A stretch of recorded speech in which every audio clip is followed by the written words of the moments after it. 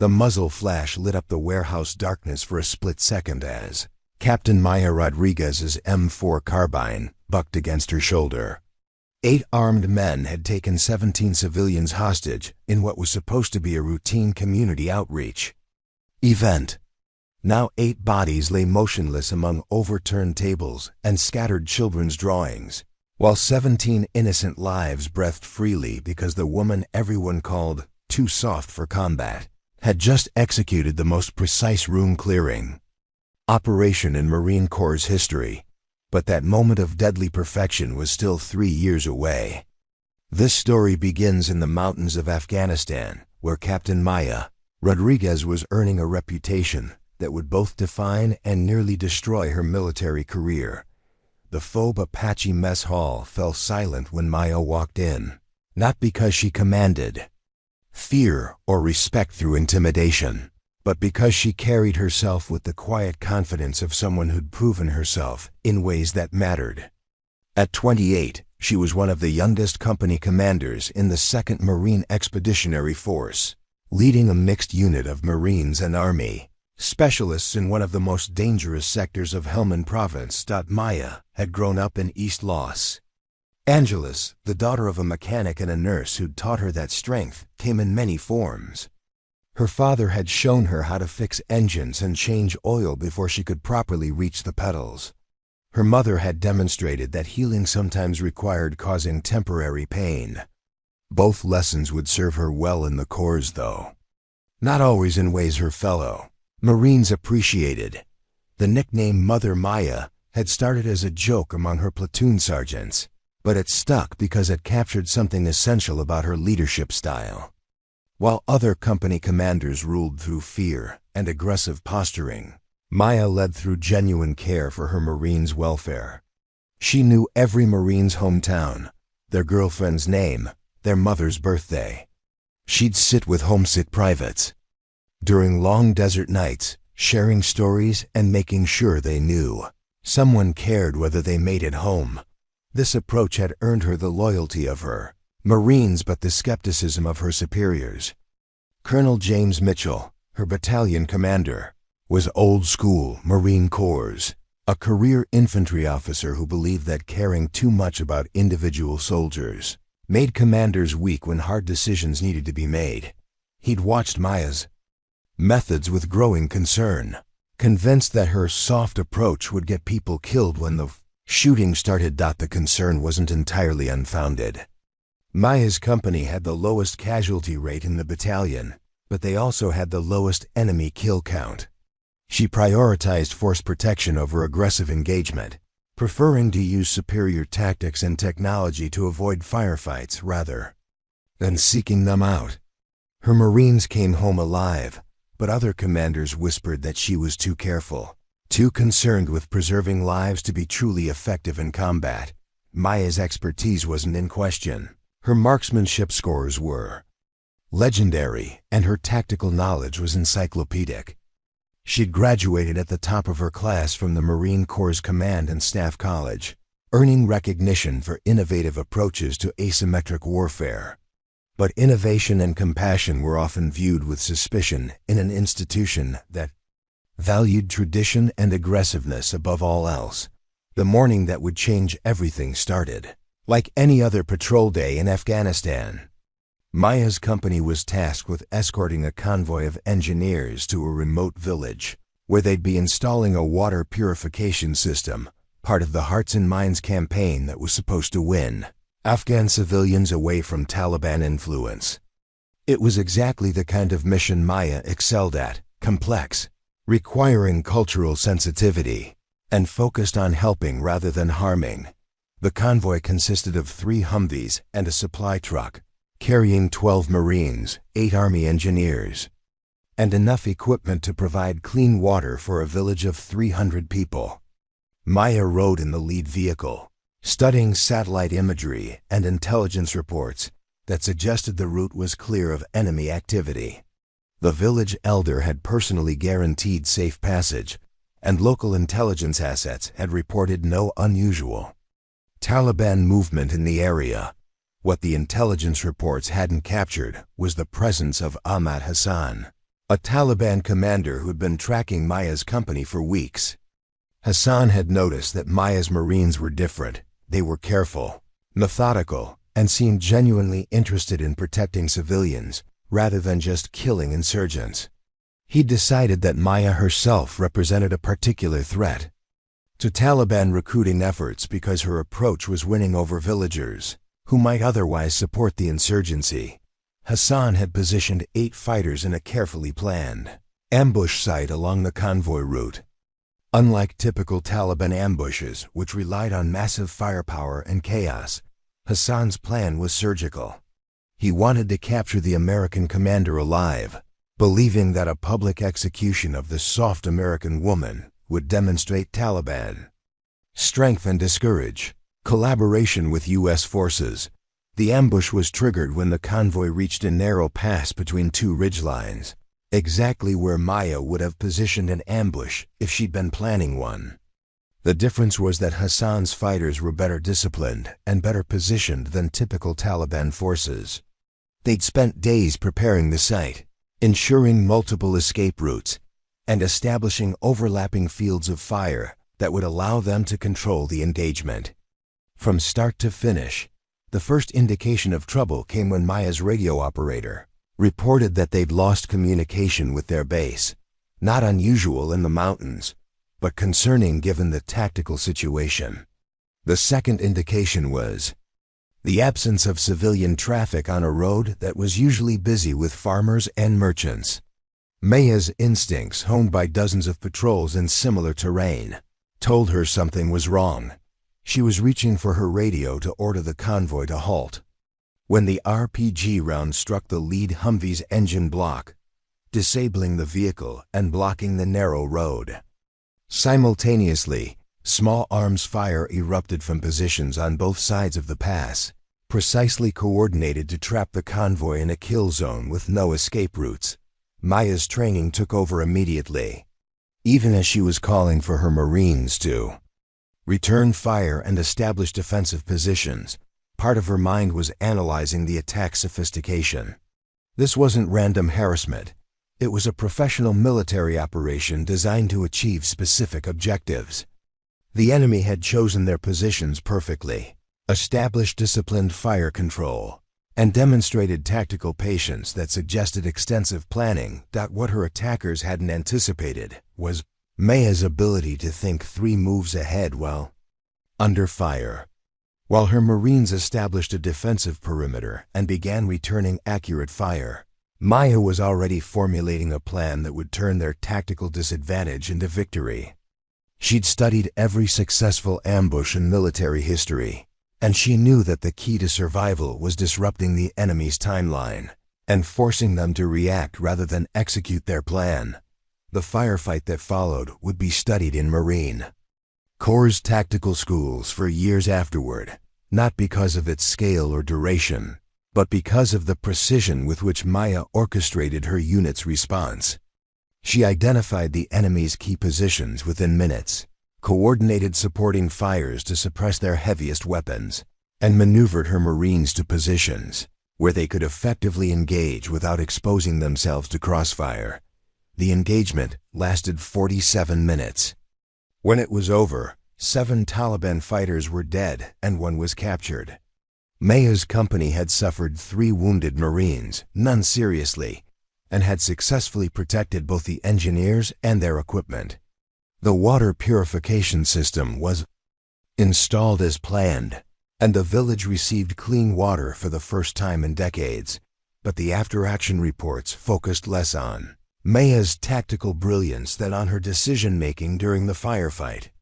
Colonel Mitchell noted that Maya had prioritized force protection over aggressive pursuit of fleeing enemies. She'd chosen to establish security and provide medical aid rather than pursuing the surviving Taliban fighters who'd escaped into the mountains. In Mitchell's view, this represented a missed opportunity to eliminate enemy forces and send a message about American resolve. Maya's response to Mitchell's criticism revealed the fundamental philosophical difference that would eventually destroy her career. She argued that the mission's primary objective, delivering aid to Afghan civilians had been accomplished with minimal casualties on both sides. The Taliban attack had failed completely, demonstrating that their tactics were ineffective against well-led American forces. Most importantly, the villagers had seen American Marines risk their lives to protect Afghan civilians, which would have far more strategic impact than body counts. Mitchell's reply was curt and final. "Captain Rodriguez, your job is to kill the enemy, not to win hearts and minds. Hearts and minds don't matter if we're not alive to count them." Preparing and narrating this type of story took us long efforts and hard work. So if you are enjoying the story, please consider subscribing to our channel. The incident report that Mitchell filed with regimental headquarters painted Maya as a competent but overly cautious officer who prioritized avoiding casualties over achieving decisive victory. He recommended that she be transferred to a staff position where her analytical skills could be utilized without putting Marines at risk through overly conservative battlefield leadership. Maya's Marines saw things differently. To them, she was the commander who'd brought them through the most dangerous deployment of their careers, with minimal losses while accomplishing every assigned mission. They'd watched her make life and death decisions under fire, always choosing the option that preserved American lives while achieving tactical objectives. Her willingness to show genuine concern for their welfare had earned loyalty that went beyond military professionalism. The contrast between Maya's reputation among her Marines and her standing with senior leadership created a tension that would define the rest of her career. She was simultaneously the most beloved company commander in the battalion and the most distrusted by her superiors. Her methods worked, but they didn't fit the aggressive model that senior officers expected from Marine leaders. This tension came to a head during Maya's final month in Afghanistan, when intelligence reports identified a high-value target in her area of operations. The target was a Taliban bomb maker responsible for numerous attacks on coalition forces and killing or capturing him had become a priority for the entire regional command. Maya was ordered to plan and execute a raid on the compound where he was believed to be hiding.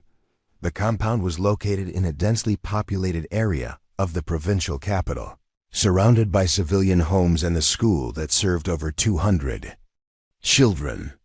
Maya's initial reconnaissance revealed that a direct assault would likely result in significant civilian casualties, even with the most careful planning.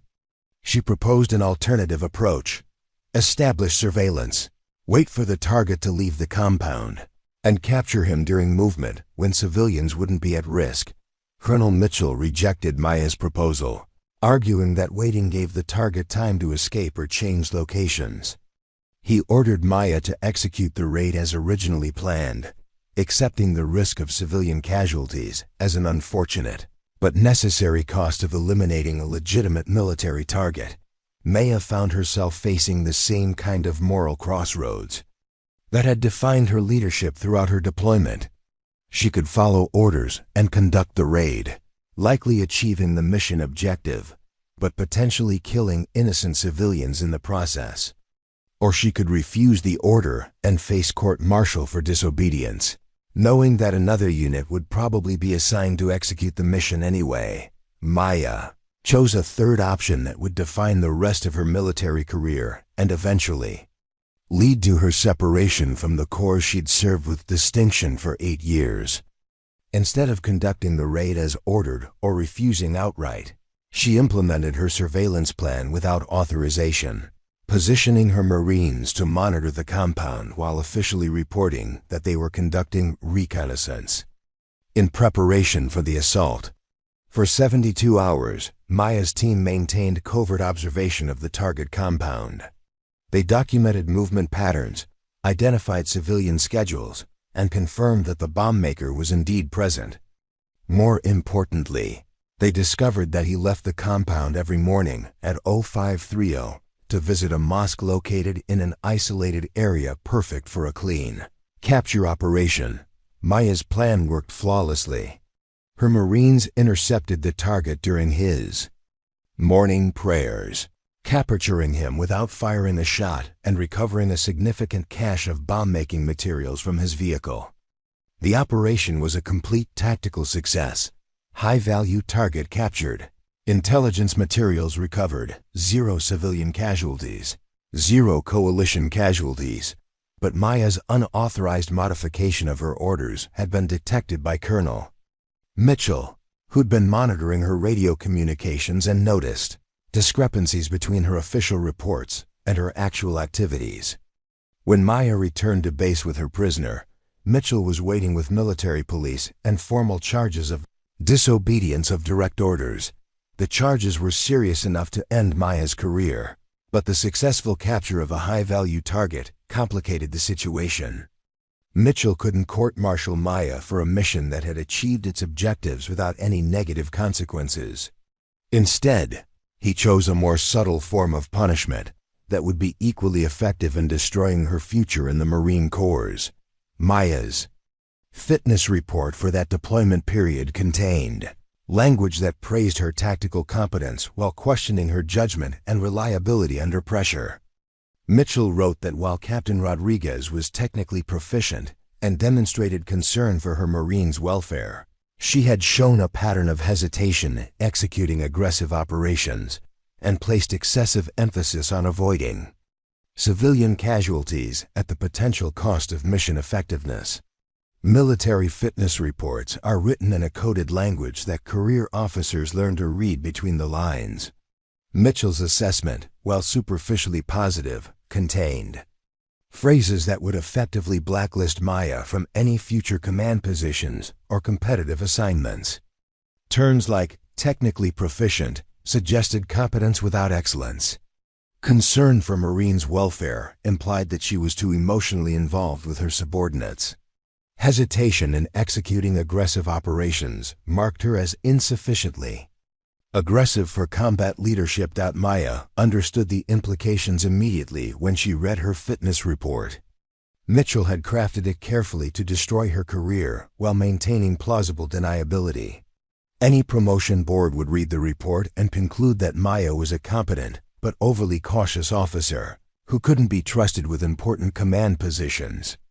Her military career was effectively over, not through court-martial or scandal, but through the bureaucratic assassination that ended more military careers than enemy action. The final months of Maya's deployment passed in a kind of professional limbo. She continued to lead her company with the same dedication and competence that had always characterized her service, but everyone knew she was finished. Her Marines noticed the change in how senior officers treated her, the subtle disrespect, the exclusion from important briefings, the assumption that her opinions no longer mattered. Maya's company completed their deployment with the lowest casualty rate in the battalion and the highest mission success rate, but these achievements were barely acknowledged in their final reports. Mitchell had already begun the process of ensuring that Maya's methods would be forgotten rather than studied, her innovations dismissed rather than adopted. When Maya returned to Camp Pendleton after her deployment, she discovered that her reputation had preceded her. She was assigned to a staff position in the training command, far from any operational responsibilities and effectively removed from consideration for future deployments or command assignments. The position was technically appropriate for her rank and experience, but everyone understood it as professional exile. The training command assignment was particularly cruel because it forced Maya to teach tactics and leadership to junior officers, while being denied the opportunity to practice either herself. She spent her days conducting classroom instruction on small unit tactics, knowing that her students would soon have opportunities to lead Marines in combat that she would never receive again. Maya's colleagues in the training command were mostly other officers who'd been sidelined for various reasons, some for genuine incompetence, others for political mistakes, a few for challenging established doctrine in ways that made senior leaders uncomfortable. It was a professional graveyard where careers went to die slowly and quietly, away from the attention of Marines who still believed the Corps rewarded merit over conformity. The isolation was made worse by the knowledge that Maya's methods had been effective.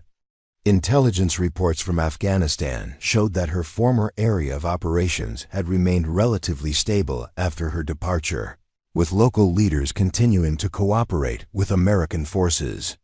The water purification system her company had protected was still functioning, providing clean water to hundreds of Afghan civilians. The bomb maker she'd captured had provided intelligence that prevented several major attacks on coalition forces. But none of these successes mattered in the context of Maya's stalled career. The Marine Corps had made its judgment about her suitability for leadership, and institutional momentum made reversing that judgment nearly impossible. Maya was caught in a bureaucratic trap where her past achievements were irrelevant because they'd been accomplished through methods that senior leaders disapproved of. The psychological toll of professional exile began to affect Maya in ways she hadn't anticipated. She joined the Marine Corps believing that excellence would be rewarded, that competence and dedication would lead to opportunities for greater responsibility and impact. Instead, she discovered that institutional loyalty and conformity often mattered more than results. Maya began experiencing what she later recognized as symptoms of moral injury, the psychological damage that occurs when someone is forced to participate in or witness actions that violate their fundamental beliefs about right and wrong. Her injury wasn't caused by anything she'd done, but by being punished for doing what she believed was right while watching less competent officers advance because they never challenged established thinking. The breaking point came during a training exercise where Maya was observing a junior officer conduct a simulated raid on a mock village populated by role-playing civilians. The lieutenant leading the exercise made several tactical errors that would have resulted in significant civilian casualties in real combat, but he executed the operation aggressively and achieved his primary objective of eliminating the designated targets. During the after-action review, the senior observer praised the lieutenant's decisive leadership and willingness to accept calculated risks to achieve mission success. Maya watched in silent frustration as the same aggressive approach that she'd been encouraged to adopt was celebrated. Despite its obvious flaws and likely consequences, Maya's attempt to provide constructive feedback about protecting civilians was dismissed by the senior observer, who noted that in real combat, Marines can't worry about every potential civilian casualty and that hesitation kills more Marines than enemy bullets. The comment was clearly directed at Maya, a reminder that her reputation for being too soft followed her even to training assignments far from actual combat. That evening, Maya sat in her quarters writing her resignation letter. She'd spent 8 years building a career that had been destroyed not by failure or incompetence, but by refusing to compromise her principles when ordered to do so. The Marine Corps had taught her to lead with integrity and put the welfare of her Marines above personal advancement, then punished her for following those teachings when they conflicted with institutional preferences.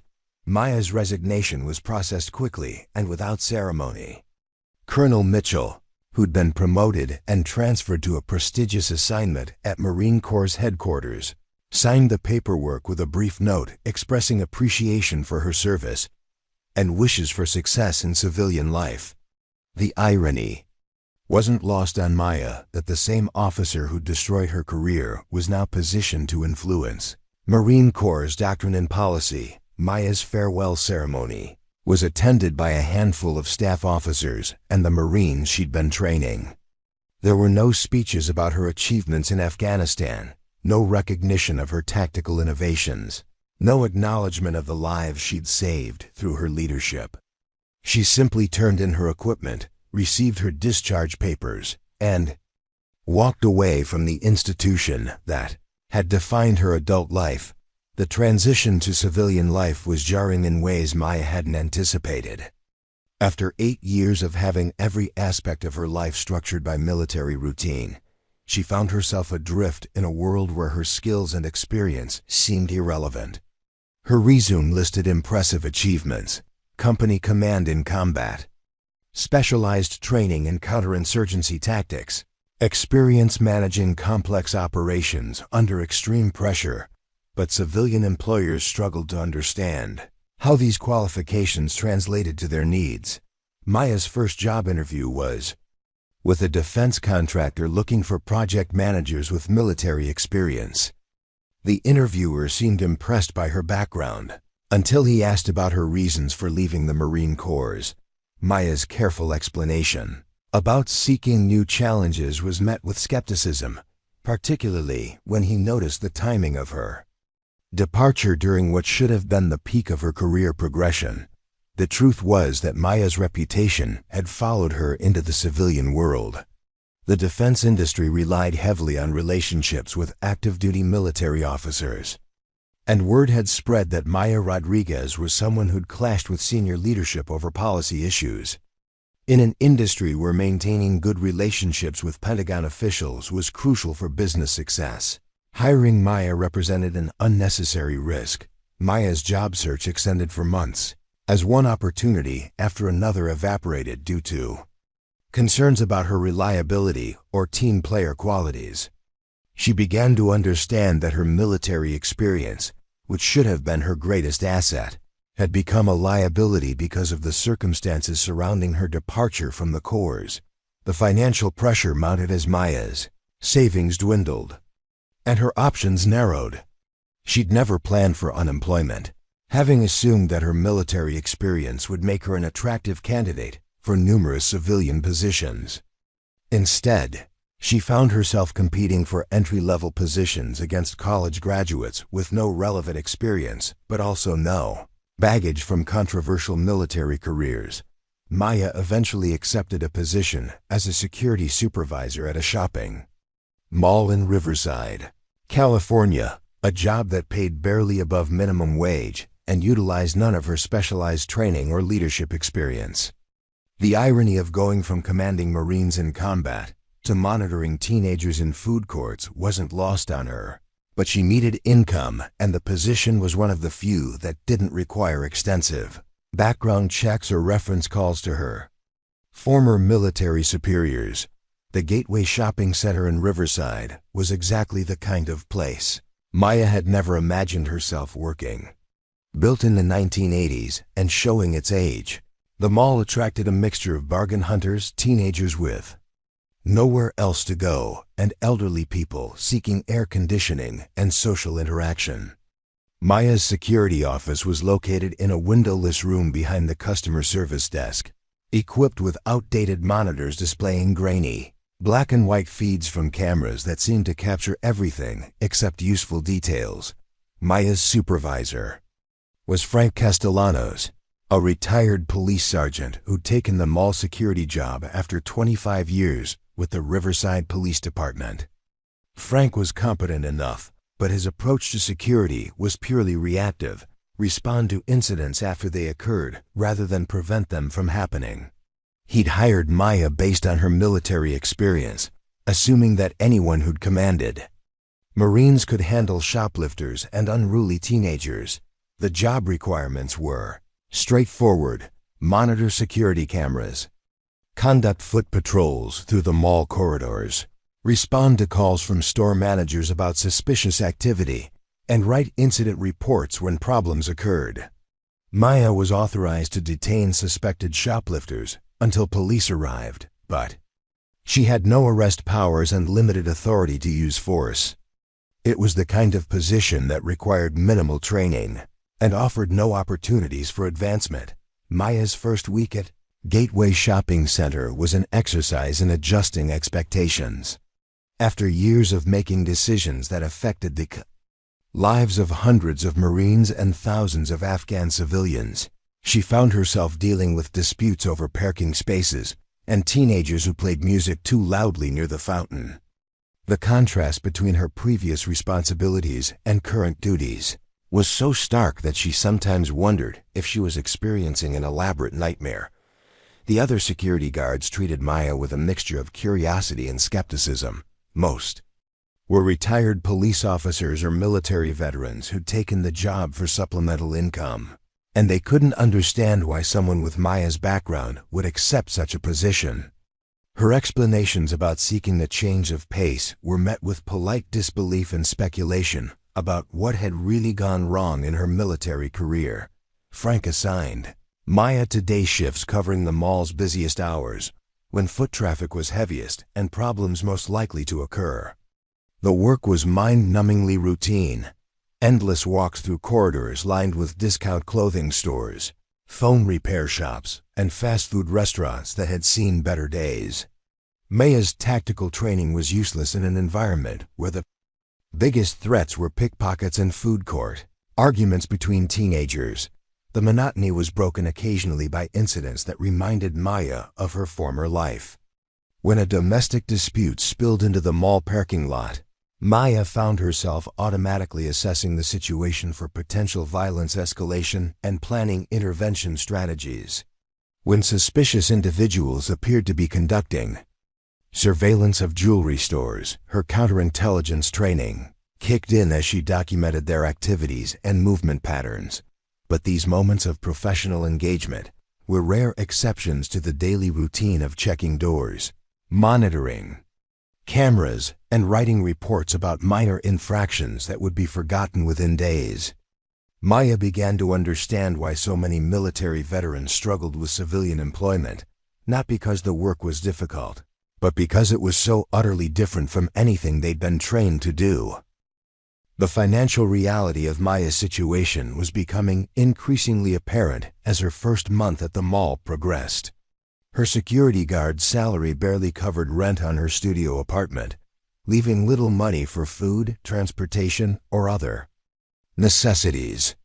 She'd gone from earning an officer's salary with full benefits to working for slightly above minimum wage with no health insurance or retirement contributions. Maya's social isolation was perhaps worse than the financial stress. Her civilian co-workers had no frame of reference for understanding her military experience, while her former Marine Corps colleagues had moved on with their careers and seemed uncomfortable maintaining contact with someone who'd left under questionable circumstances. She found herself caught between two worlds. Belonging fully to neither. The breaking point came during Maya's second month at Gateway Shopping Center, when she was conducting a routine evening patrol before the mall's closing time. Most stores had already shut down for the night, and the corridors were nearly empty except for cleaning crews and the occasional customer hurrying to reach their parked car. Maya was checking the security of the Anchor department store when she heard shouting coming from the direction of the food court. The source of the disturbance was immediately apparent when Maya rounded the corner near the central fountain. 3 men in their 20s were harassing an elderly couple who'd been sitting at one of the small tables near the closed pretzel stand. The men appeared to be demanding money, and one was physically restraining the elderly man while the others went through the woman's purse. Maya's training took over before she consciously decided to act. She triggered the silent alarm that would summon Frank and potentially call police, then approached the situation while conducting a rapid threat assessment. The 3 suspects were younger and larger than their victims, but they showed no signs of weapons and seemed more interested in easy theft than violence. Their body language suggested they were opportunistic criminals rather than experienced predators. Maya announced her presence with the authoritative voice she'd developed during years of commanding Marines in stressful situations. The 3 men turned toward her with expressions that mixed surprise and contempt. Surprise at being interrupted, contempt for the middle-aged woman in a mall security uniform who thought she could challenge them. The leader of the group, a tall man with elaborate tattoos covering his neck and hands, released his grip on the elderly man and stepped toward Maya with obvious aggressive intent. His companions flanked him in a formation that suggested they'd worked together before, probably in similar criminal enterprises. Maya realized that this situation was about to escalate beyond simple theft into something much more dangerous. Maya's request that the men leave immediately was met with laughter and crude comments about what they planned to do to her after finishing with the elderly couple. The leader produced a folding knife from his pocket, holding it in a way that suggested familiarity with using it as a weapon. His companions moved to positions that would allow them to surround Maya if she continued to interfere. The tactical situation was clear to Maya. 3 armed suspects, 2 elderly victims who couldn't defend themselves, and backup that might not arrive in time to prevent serious violence. She was authorized to use reasonable force to protect herself and others, but mall security procedures emphasized de-escalation and retreat whenever possible. Frank had specifically instructed her to avoid physical confrontations and call police. For any situation involving weapons, Maya made her choice based on the same moral calculus that had guided her decisions throughout her military career. The elderly couple couldn't protect themselves. Police response time to the mall was typically 15 to 20 minutes, and the suspects had already demonstrated willingness to use violence. Waiting for backup meant allowing innocent people to be harmed when she had the ability to prevent it. The fight that followed lasted less than 30 seconds, but it demonstrated capabilities that Maya had spent years developing and hadn't used since leaving the Marine Corps. When the leader lunged at her with his knife, Maya used defensive tactics she'd learned in close-quarters combat training, disarming him and using his own momentum to send him crashing into a nearby table. The second attacker tried to grab her from behind, but Maya broke his grip with an elbow strike that left him gasping on the floor. The third man decided that discretion was the better part of valor and fled toward the parking lot. Maya had secured both suspects and was checking on the elderly victims when Frank arrived with 2 additional security guards. The scene that greeted them was surreal. 2 young men lying on the food court floor in obvious pain, an elderly couple who appeared shaken but unharmed, and Maya standing calmly beside an overturned table while maintaining visual contact with the exit routes in case the third suspect returned. Frank's reaction was a mixture of amazement and concern. In 25 years of police work, he'd rarely seen anyone handle multiple armed suspects with such efficiency and control. Maya had clearly received extensive training in hand-to-hand combat, but her ability to assess and neutralize threats suggested military or law enforcement experience far beyond what he'd expected from a mall security guard. The police response confirmed Frank's assessment when the responding officers recognized immediately that Maya had professional training in close-quarters combat. The suspects both required medical attention for injuries that were painful but not life-threatening.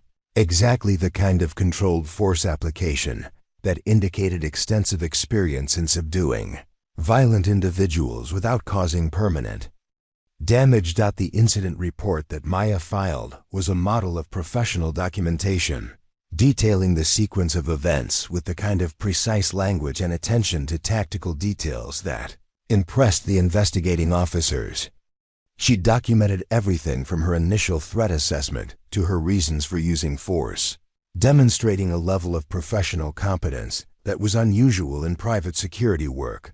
But Maya's professional handling of the situation created as many problems as it solved. The mall's corporate management was concerned about liability issues related to security guards using physical force against customers, regardless of the circumstances. Their insurance company wanted detailed information about Maya's background and training, particularly regarding her authorization to use the combat techniques she demonstrated. Frank found himself fielding questions from corporate executives who wanted to know how a routine security guard had acquired the skills to single-handedly defeat multiple armed attackers.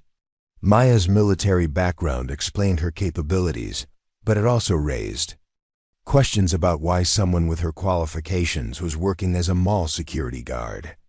Corporate executives understood that people with Maya's skill set didn't typically accept minimum wage positions unless something had gone seriously wrong in their previous careers. The media attention made the situation worse.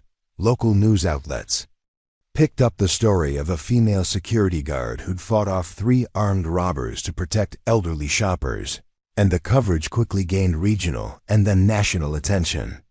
Maya found herself described as a hero in news reports that praised her courage. While speculating about her background and qualifications, the attention was exactly what Maya had been trying to avoid since leaving the Marine Corps. She'd accepted the mall security position partly because it offered anonymity and the chance to rebuild her life away from the scrutiny that had followed her military service. Instead, she found herself once again at the center of discussions about her judgment, methods, and suitability for positions of responsibility. Maya's interview with corporate security executives revealed the fundamental problem she'd been trying to escape since leaving the military. They wanted to know why someone with her obvious qualifications was working in a position so far below her capabilities. Maya's explanations about seeking a career change were met with the same skepticism she'd encountered in previous job interviews. Corporate investigation into Maya's background uncovered the circumstances surrounding her departure from the Marine Corps, including Colonel Mitchell's fitness reports and the questions raised about her reliability and judgment. Corporate executives found themselves facing the same concerns that had made Maya unemployable in the defense industry. Was she someone who couldn't follow orders when they conflicted with her personal beliefs? Maya's termination from Gateway Shopping Center came with expressions of regret and acknowledgement of her competence. But corporate management couldn't accept the liability risks associated with employing someone whose methods, however effective, didn't align with established procedures. They offered her a positive reference and a small severance payment, but made it clear that her employment was being terminated despite her successful handling of the robbery incident. Frank's private conversation with Maya before her final day revealed his personal respect for her abilities and his frustration with corporate policies that prioritized risk management over recognizing competence. He understood that Maya had prevented a situation that could have resulted in serious injuries or deaths, but he also understood that corporate executives were more concerned about lawsuits than protecting elderly shoppers. Maya cleaned out her security office on a Tuesday morning, removing the few personal items she'd brought to make the workspace less institutional. Her replacement would be someone with basic security training and no background that might create liability concerns for the mall's corporate owners. The irony wasn't lost on Maya that her competence had once again become a liability rather than an asset. Maya's apartment in Riverside became her entire world for the next 6 weeks as she struggled to find employment, while her savings account dwindled toward zero. The studio apartment was barely 400 square feet, furnished with items she'd purchased at garage sales and discount stores during her first month of civilian life. A small table served as both dining surface and desk, where she spent hours each day searching job websites and crafting cover letters that tried to explain her employment gap without revealing the full truth about her circumstances. The local news coverage of the mall incident had created an unexpected problem for Maya's job search. While some employers were impressed by her actions, others viewed the incident as evidence that she was prone to violence or couldn't follow established procedures. Human Resources Department seemed particularly concerned about hiring someone who'd been involved in a physical altercation. Regardless of the circumstances or outcome, Maya's daily routine became a depressing cycle of online job applications, automated rejection emails, and occasional phone interviews that never led to second meetings. She'd wake up at 06:00 out of military habit, conduct physical training in the small space between her bed and kitchenette, then spend the morning applying for positions that ranged from security work to administrative assistance to retail management. The afternoons were reserved for following up on previous applications and researching companies that might value her leadership experience. The financial mathematics of her situation were becoming increasingly desperate.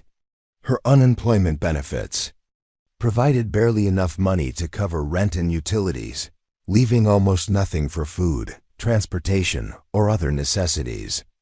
Maya found herself shopping exclusively in discount grocery stores, buying generic brands and day-old bread while calculating how long her remaining savings would last at current expenditure rates. The psychological impact of prolonged unemployment was more devastating than the financial stress. Maya had defined herself through her professional competence and leadership responsibilities since joining the Marine Corps at age 20. Without meaningful work to provide structure and purpose, she found herself questioning not just her career choices, but her fundamental worth as a person. The disciplined, confident officer who'd commanded Marines in combat was being replaced by someone who struggled to get dressed and leave the apartment some days. Maya's isolation was compounded by the gradual loss of contact with people who'd been important in her life. Her former Marine Corps colleagues were advancing in their careers and seemed uncomfortable maintaining relationships with someone whose departure from the Corps remained a subject of speculation and gossip. Her family in Los Angeles offered emotional support, but couldn't understand why someone with Maya's obvious capabilities was struggling to find basic employment.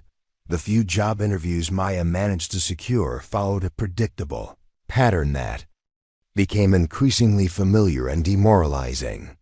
Employers would express initial interest in her military background and leadership experience, then become concerned when they learned about her departure from the Marine Corps and subsequent employment. At the mall, questions about her career goals and long-term commitment were really attempts to understand why she'd made choices that seemed inconsistent with traditional career progression. Maya's attempt to find work in law enforcement revealed how thoroughly her reputation had followed her into civilian life.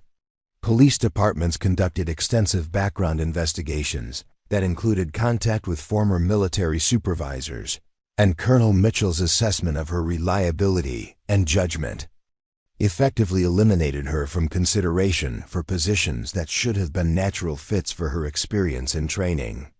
The same qualities that made her an effective leader were being reframed as liabilities by people who'd never worked with her directly. Private security companies presented similar challenges, though for different reasons.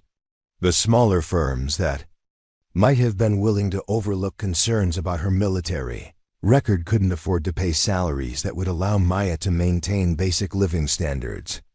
The larger companies that offered decent compensation were risk-averse organizations that viewed Maya's small incident as evidence of poor judgment.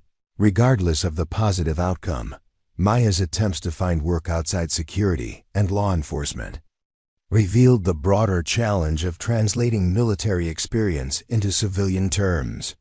Her combat leadership experience didn't obviously relate to business management positions, and her tactical expertise had no clear equivalent in corporate environments.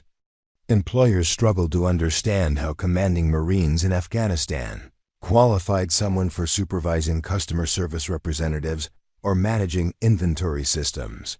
The rejection letters Maya received typically praised her service and acknowledged her qualifications while explaining that other candidates were better fits for specific positions. The language was always respectful and professional, but Maya understood the underlying message. Her background made employers uncomfortable, and they preferred candidates without complicated histories or questions about their judgment and reliability. Maya's first real job interview in 3 months came through a temporary employment agency that specialized in placing veterans in short-term positions. The assignment was a 2-week contract, doing inventory work for a logistics company that handled distribution for several major retailers. The pay was barely above minimum wage, but it offered the possibility of demonstrating her work ethic and potentially leading to permanent employment.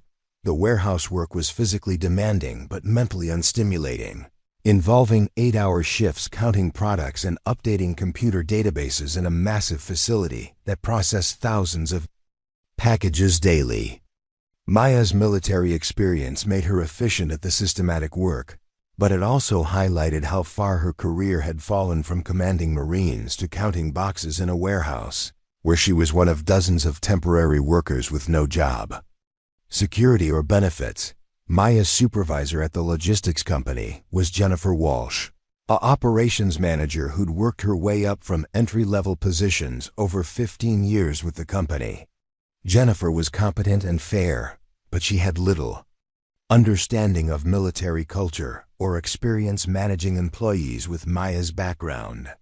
She treated Maya the same as other temporary workers, which meant providing minimal training and expecting basic productivity without offering opportunities for advancement or increased responsibility. The other temporary workers were a mixture of people between jobs, students earning money for college, and individuals with various personal circumstances that made traditional employment difficult. Most were younger than Maya and working temporary positions while pursuing other goals, rather than viewing warehouse work as a potential career. Maya found herself surrounded by people who saw their current situation as temporary inconvenience rather than professional disaster. Maya's work performance at the logistics company was exceptional by any measurable standard. She completed assigned tasks more efficiently than other temporary workers, identified process improvements that could increase productivity, and demonstrated the kind of attention to detail and reliability that most supervisors valued highly. But her competence also made her stand out in ways that weren't entirely positive. Jennifer began asking questions about Maya's background after noticing her unusual efficiency and organizational skills. Maya's careful explanations about her military experience prompted more detailed inquiries about why someone with leadership training was doing temporary warehouse work. The conversation revealed that Jennifer had heard about the mall incident through news coverage and was curious about Maya's real qualifications and career objectives. The problem with standing out in a temporary position was that it raised expectations Maya couldn't meet without revealing more about her circumstances than seemed professionally appropriate. Jennifer's suggestion that Maya apply for permanent supervisory positions with the company led to applications that would require the same background investigations and reference checks that had eliminated her from consideration for other opportunities. Maya's application for a permanent position as a shift supervisor triggered exactly the kind of scrutiny she'd been trying to avoid. The company's human resources department conducted reference checks that included contact with her former military supervisors, and Colonel Mitchell's assessment once again proved decisive in eliminating her from consideration. The HR representative's explanation that other candidates were better matches for the company's needs was delivered with the same polite regret Maya had come to expect. The rejection was particularly devastating because Maya had allowed herself to hope that her work performance might overcome concerns about her background. She demonstrated exactly the kind of competence and reliability that should have made her an attractive candidate for supervisory positions, but her past continued to overshadow her present performance. The temporary assignment ended as scheduled, leaving Maya unemployed again with the added frustration of knowing she'd been rejected. Despite proving her capabilities, Maya's apartment became a prison during the weeks following her departure from the logistics company. She'd exhausted most local employment opportunities and was facing the reality that her reputation might make her unemployable in any position that required background checks or reference verification. The career she'd spent 8 years building had become a liability that followed her from one rejection to another.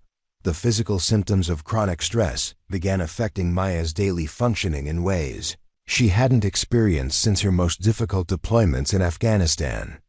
She had trouble sleeping, lost her appetite, and found herself unable to concentrate on job search activities that required sustained attention. The disciplined routine that had sustained her through military service began breaking down as depression, and anxiety made basic tasks seem overwhelming. Maya's savings account balance dropped below $500 during her 4th month of unemployment, forcing her to consider options she'd never imagined during her military career. Food banks and government assistance programs were possibilities she'd never researched, having assumed that her education and experience would always provide adequate employment opportunities. The reality of potentially becoming homeless in a country she'd served with distinction was both terrifying and infuriating. The eviction notice arrived on a Friday morning, delivered by a process server who'd been hired by Maya's landlord to initiate formal proceedings against tenants who were behind on rent payments. Maya had managed to pay rent for the previous month by using credit cards, but her available credit was exhausted and she had no realistic prospect of paying the following month's rent. Without employment income, Maya's family offered to help with temporary financial support, but accepting money from her parents felt like admitting complete failure in her transition to civilian life.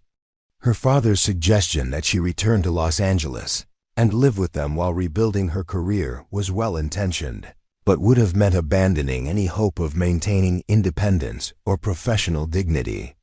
The idea of moving back into her childhood bedroom at age 30 felt like the final confirmation that her adult life had been a series of catastrophic mistakes. The breaking point came during Maya's conversation with a bankruptcy attorney who explained her options for dealing with mounting credit card debt and the potential loss of her apartment. The attorney was professional and sympathetic, but his advice made clear that Maya's financial situation was rapidly approaching the point where legal protection would be necessary to prevent complete economic collapse. Maya sat in her car outside the attorney's office, staring at paperwork that would formally acknowledge her inability to meet basic financial obligations. The woman who'd commanded Marines in combat, who'd made life-and-death decisions under enemy fire, who'd saved lives through tactical brilliance and moral courage, was preparing to declare bankruptcy because she couldn't find employment that would allow her to pay rent on a studio apartment. The envelope arrived that evening, slipped under Maya's apartment door while she was at the grocery store using her last $20 to buy rice and beans that would last several days. Envelope was expensive paper with no return address, containing a single sheet of matching stationery and a business card. The letter was brief and intriguing. Ms. Rodriguez, your reputation precedes you. We represent clients who value competence over politics, results over conformity. If you're interested in putting your considerable talents to meaningful use, call the number below. Ask for Blackstone. Compensation begins at $180,000 annually. Meridian Solutions. Maya stared at the letter for 20 minutes, reading it repeatedly while trying to understand how anyone knew her current address or financial situation. She'd been careful to maintain privacy during her job search, using a post office box for most correspondence and limiting personal information on employment applications. The fact that someone had tracked her to her apartment suggested resources and capabilities that went far beyond typical corporate recruiters. The business card was equally mysterious. Meridian Solutions, embossed in dark blue lettering with a phone number that had too many digits to be domestic. Maya recognized the format as an international number, though she couldn't identify the country code without research. The card's expensive paper and professional design suggested a legitimate organization, but the lack of address or website information was unusual for any company conducting serious business. Maya's military training had taught her to be suspicious of unexpected opportunities that seemed too good to be true, particularly when they appeared during moments of maximum vulnerability. The timing of the letter, arriving just as she faced eviction and bankruptcy, could have been coincidental but felt deliberately calculated. Someone had been monitoring her situation closely enough to know exactly when she'd be most receptive to alternative employment options. Preparing and narrating this type of story took us long efforts and hard work. So if you are enjoying the story, please consider subscribing to our channel. The salary figure mentioned in the letter was more money than Maya had ever earned, even as a Marine Corps captain with combat pay and hazardous duty allowances.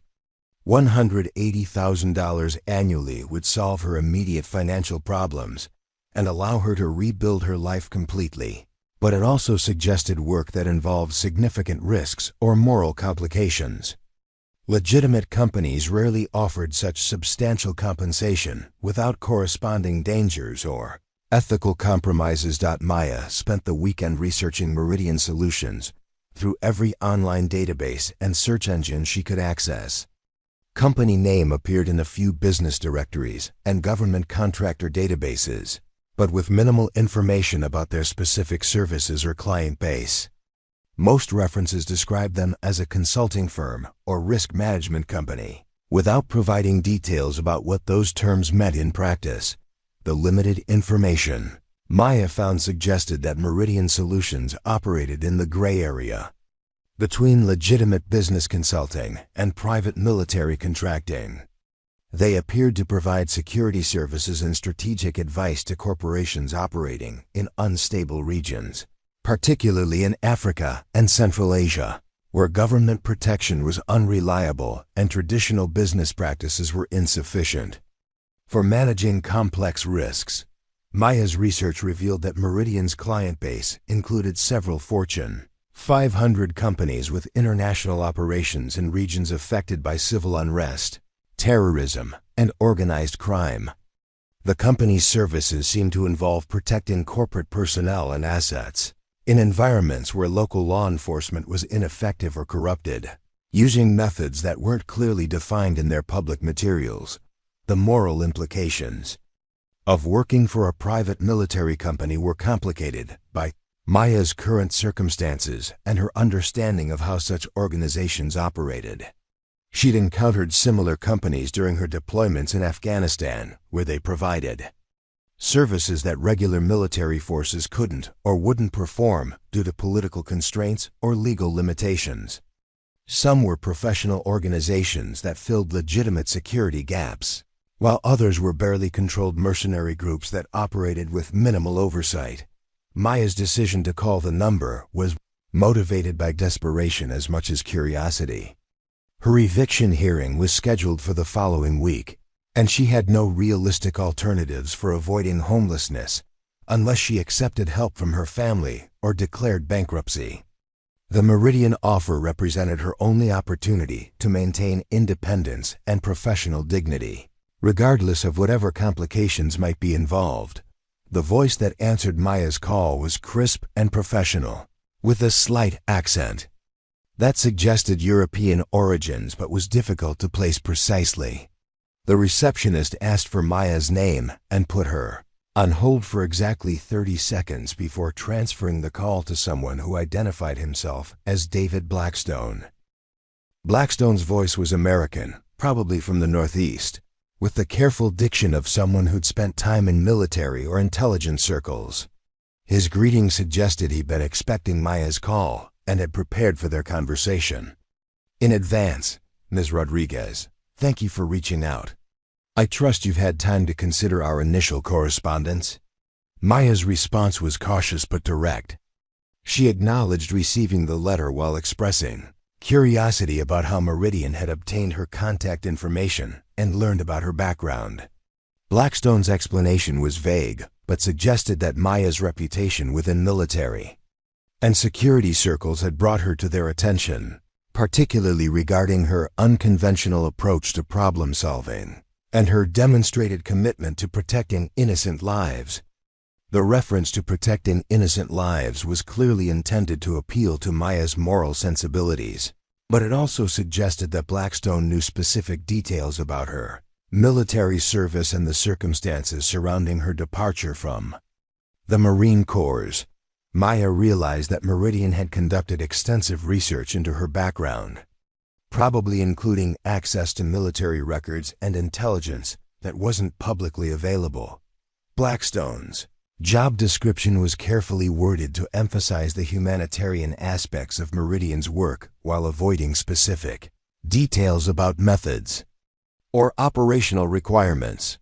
He described the company as providing protective services for humanitarian organizations and development projects in regions where traditional security measures are inadequate. The language was designed to make their work sound noble and legitimate without revealing potentially controversial details. Maya's questions about the specific nature of her potential responsibilities were met with explanations that would require security clearances and non-disclosure agreements before more detailed discussions could occur.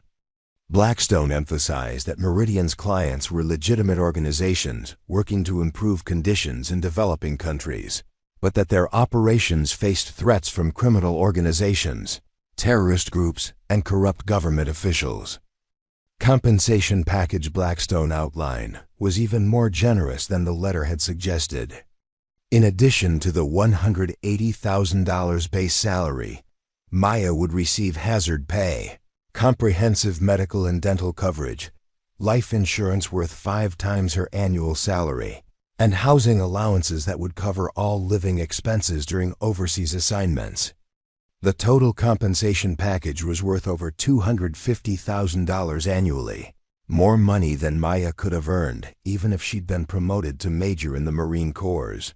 Blackstone's explanation of Meridian's recruitment philosophy appealed directly to Maya's frustrations with institutional bureaucracy and her desire to use her skills for meaningful purposes. He described the company as an organization that valued results over politics, competence over conformity, and moral courage over institutional loyalty. The language closely mirrored Maya's own beliefs about leadership and professional responsibility. The offer included immediate financial assistance to help Maya resolve her current difficulties while preparing for overseas deployment. Meridian was prepared to provide a $25,000 advance against future salary, plus relocation expenses and temporary housing, within 48 hours of Maya's acceptance. The speed and generosity of the offer suggested that Meridian needed her services urgently and was willing to pay premium rates to secure her commitment. Maya's request to think about the offer was met with understanding but also subtle pressure. Regarding timing, Blackstone explained that Meridian's current project required immediate staffing, and they were considering several candidates for the position Maya was being offered. While they preferred her background and qualifications, they couldn't hold the position indefinitely while she made her decision. The psychological pressure of the situation was exactly what Maya's military training had taught her to recognize and resist, but her current circumstances made rational decision-making difficult. The choice between potential homelessness and a generous offer from an organization that claimed to value her principles was hardly a choice at all, particularly when she had no other realistic alternatives for resolving her financial crisis. Maya's conversation with Blackstone lasted 45 minutes and covered topics ranging from her military experience to her career objectives to her personal circumstances. Blackstone demonstrated detailed knowledge of her service record, including specific operations and achievements that weren't part of her official personnel file. His familiarity with classified aspects of her deployment history suggested access to intelligence sources that were available only to government agencies or organizations with significant security clearances. The depth of Blackstone's knowledge about Maya's background was both impressive and concerning. He knew about her tactical innovations, her leadership philosophy, and the specific circumstances that had led to her conflict with Colonel Mitchell. His sympathetic understanding of her situation and his criticism of institutional politics that had destroyed her career were clearly designed to build rapport and trust. Blackstone's closing argument emphasized the opportunity for Maya to use her skills in service of causes that aligned with her values, rather than being constrained by bureaucratic politics and institutional inertia. He painted Meridian as an organization that allowed competent professionals to operate effectively without the restrictions and second-guessing that had frustrated Maya during her military service. The job offer required Maya to report for initial briefings and training within 1 week of acceptance, followed by immediate deployment to an unnamed location in Central Africa where Meridian was providing security services for a multinational development project. The assignment would last 6 months initially, with the possibility of extension based on project requirements and Maya's performance. Maya's request for additional Information about the specific location and nature of the project was deferred, pending her formal acceptance of the position and completion of security clearance procedures. Blackstone explained that operational security required limiting information until team members were formally committed to the project and had signed comprehensive non-disclosure agreements. The security clearance process would involve extensive background investigations, psychological evaluations, and interviews with former colleagues and supervisors. Maya realized that this process would inevitably involve contact with Colonel Mitchell and the other Marine Corps officers who'd been involved in her departure from the service.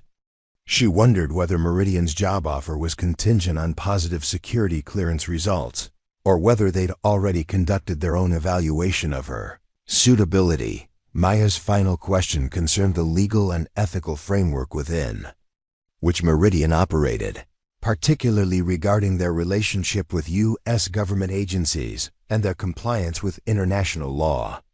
Blackstone's response was reassuring but vague, emphasizing that Meridian maintained the highest professional standards while working closely with government agencies to ensure legal compliance and operational effectiveness. The call ended with Maya requesting 48 hours to make her final decision, a timeline that Blackstone accepted while reiterating that Meridian's staffing needs were urgent and other candidates were being considered.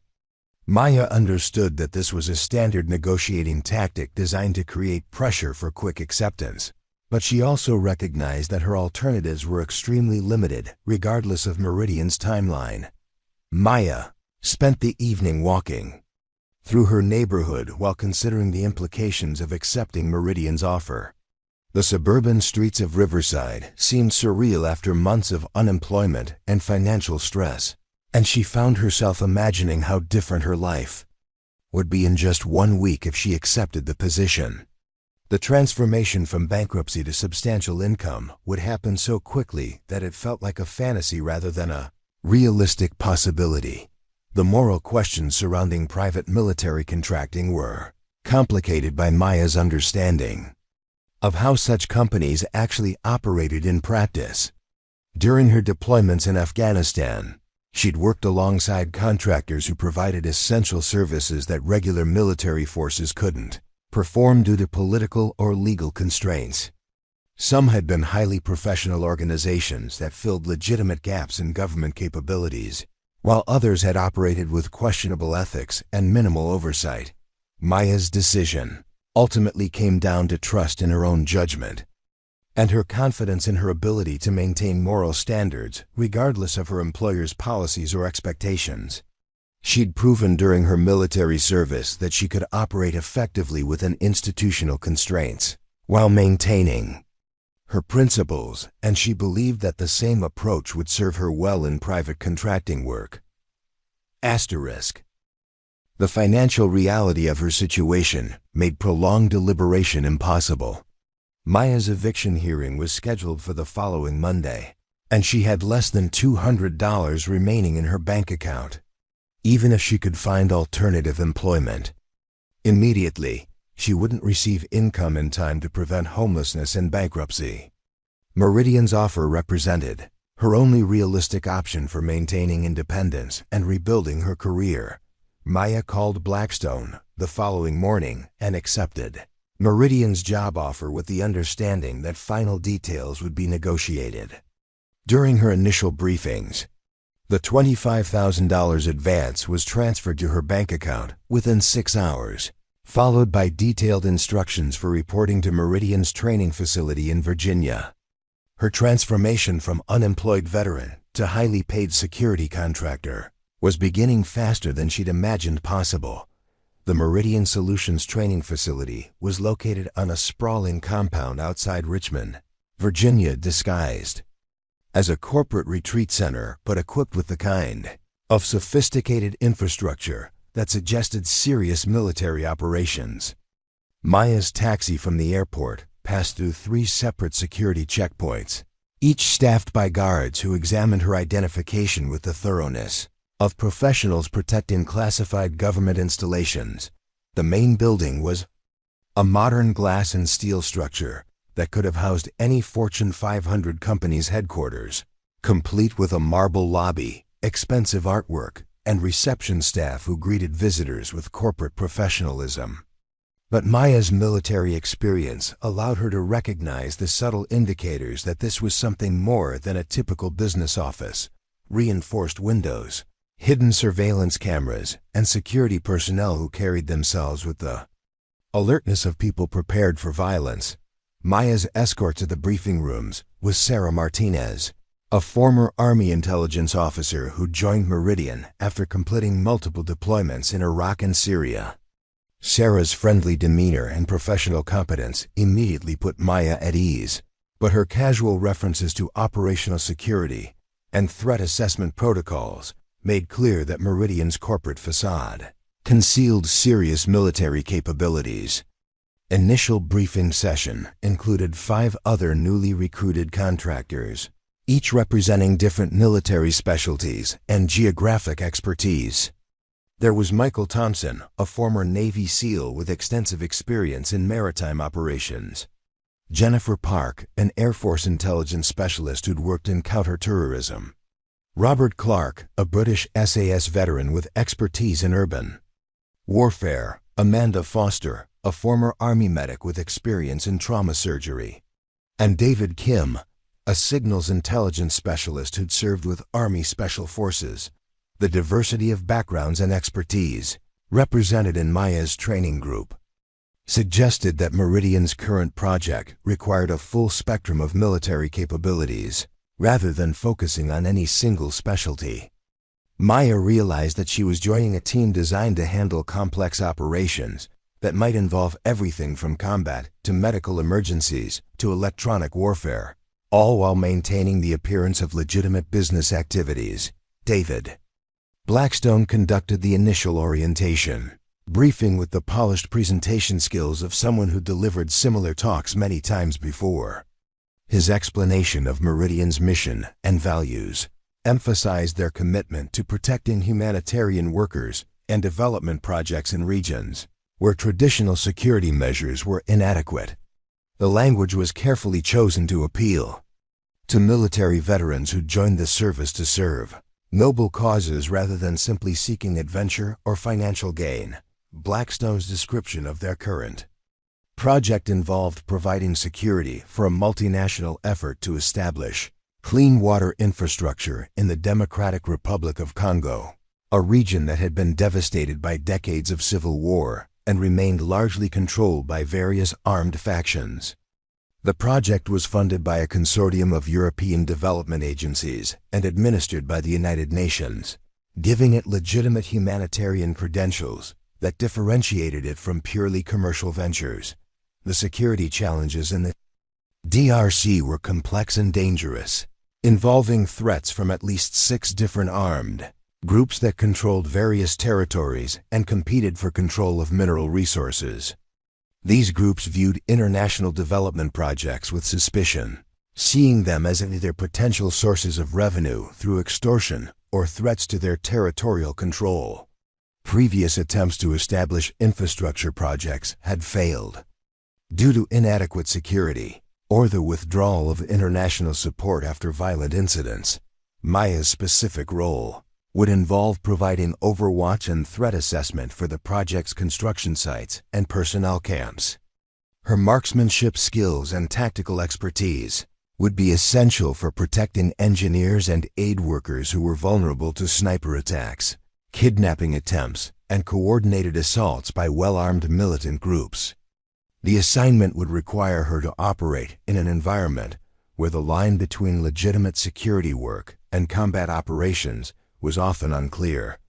The training program was designed to prepare contractors for the unique challenges of operating in failed states where government authority was nominal and international law was difficult to enforce. Maya spent 2 weeks learning about Congolese tribal politics, regional power structures, and the specific tactics employed by various armed factions. The curriculum included language training in French and basic Swahili, cultural awareness sessions, and detailed briefings on the legal framework governing private Military contractors in international operations. Physical training emphasized skills that Maya had developed during her military service, but adapted for the specific requirements of civilian protection work. She practiced vehicle escort procedures, compound defense tactics, and evacuation protocols while working with equipment that was more advanced than anything she'd used in the Marine Corps. Meridian's budget for technology and weapons was apparently unlimited, providing contractors with the best available tools for their assignments. The weapons training revealed the sophistication of Meridian's operations and their preparation for serious combat situations. Maya was issued a customized sniper rifle system that incorporated the latest advances in ballistic computers, thermal imaging, and suppression technology. The weapon was worth more than $50,000 and represented capabilities that exceeded those available to most military units, suggesting that Meridian expected their contractors to face threats that required precision engagement at extended ranges. Maya's fellow contractors were universally competent professionals who joined Meridian for various personal and financial reasons. Michael Thompson had left the Navy after becoming frustrated with bureaucratic restrictions that prevented SEAL teams from conducting certain types of operations. Jennifer Park had been passed over for promotion due to personality conflicts with superior officers who questioned her aggressive approach to counterterrorism work. Each team member had stories about institutional failures that had driven them to seek alternatives to traditional military service. The camaraderie among Maya's training group developed quickly, based on shared experiences with military bureaucracy and mutual respect for professional competence. These were people who understood the frustrations of being constrained by politics and regulations when trying to accomplish important missions. Meridian offered them the opportunity to use their skills effectively without the institutional barriers that had limited their impact in government service. Sarah Martinez served as both instructor and mentor during Maya's training period, sharing insights about the realities of private contracting work that weren't covered in official briefings. Her explanations of how Meridian operated in practice revealed an organization that was more flexible and less constrained than government agencies, but also more willing to accept risks and moral ambiguities that traditional military units avoided. Legal briefings were particularly important for Maya's understanding of her new role and the protections available if operations went wrong. Meridian's contracts with international development organizations provided legal cover for their security activities, but contractors would be operating in regions where local laws were inconsistently enforced and international oversight was limited. The company maintained extensive legal support for contractors who faced criminal charges or civil lawsuits, but Maya understood that she would bear personal responsibility for her actions in ways that hadn't applied during her military service. Maya's psychological evaluation was conducted by Dr. Patricia Wells, a former military psychiatrist who specialized in assessing the mental health and decision-making capabilities of personnel assigned to high-stress operations. The evaluation process was more thorough than anything Maya had experienced during her military career, involving multiple interviews, psychological testing, and scenario-based assessments designed to predict how she would perform under extreme pressure. Dr. Wells' questions focused particularly on Maya's departure from the Marine Corps and her ability to function effectively despite the career setbacks she'd experienced. The evaluation process revealed that Meridian was concerned about hiring contractors who might be motivated by anger or revenge rather than professional commitment to mission success. Maya's responses apparently satisfied these concerns, but the evaluation made clear that Meridian monitored their personnel carefully for signs of psychological instability or judgment problems. The final week of training involved practical exercises that simulated the conditions Maya would face in the Democratic Republic of Congo. The scenarios included defending civilian compounds against coordinated attacks, conducting evacuation operations under fire, and making split-second decisions. about the use of lethal force to protect non-combatants. Maya's performance in these exercises demonstrated that her military training had prepared her well for the challenges ahead, but also revealed gaps in her knowledge about operating in civilian contexts.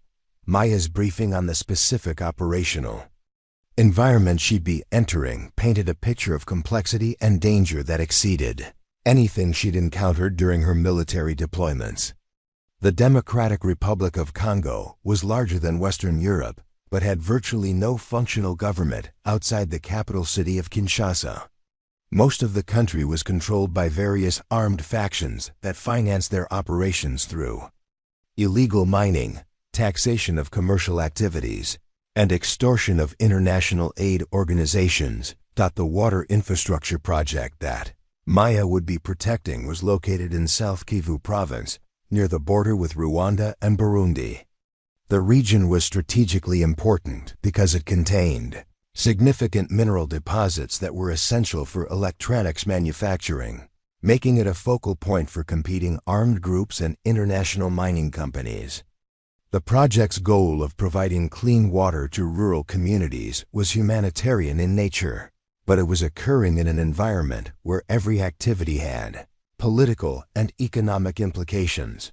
Meridian's intelligence briefings identified at least 4 major threats to the water project: the Democratic Forces for the Liberation of Rwanda, FDLR, a Hutu militia group that operated from bases in eastern Congo; the March 23rd Movement, M23, a Tutsi rebel organization that sought to control territory and mineral resources; various Mai groups that claimed to represent local communities, but often operated as criminal organizations; and elements of the Congolese National Army who supplemented their income through unofficial taxation and protection rackets.